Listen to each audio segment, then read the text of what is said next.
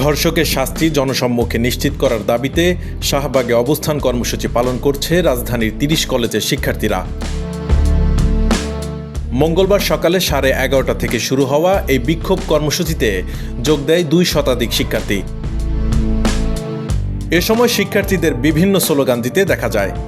এসব স্লোগানের মধ্যে রয়েছে উই ওয়ান্ট জাস্টিস, ধর্ষকদের ফাঁসি চাই, জেগেছে রে জেগেছে, ছাত্র সমাজ জেগেছে, আমার সোনার বাংলায় ধর্ষকের ঠাঁই নাই। শিক্ষার্থীদের দাবির মধ্যে রয়েছে ধর্ষকের শাস্তি জনসম্মুখে প্রকাশ্যে নিশ্চিত করতে হবে, ধর্ষকদের বিরুদ্ধে প্রশাসনের জিরো টলারেন্স নীতি থাকতে হবে, কোথাও ধর্ষণের ঘটনা ঘটলে সীমিত সময়ের ভেতরে গ্রেফতার, মেডিকেল রিপোর্ট, ভিকটিম এবং সাক্ষী প্রমাণের ভিত্তিতে ধর্ষকের সর্বোচ্চ ফাঁসি নিশ্চিত করতে হবে। এসব দাবির স্মারকলিপি প্রধান উপদেষ্টা ডক্টর মোহাম্মদ ইউনূস সহ আইন ও স্বরাষ্ট্র উপদেষ্টা বরাবর পাঠাবেন শিক্ষার্থীরা।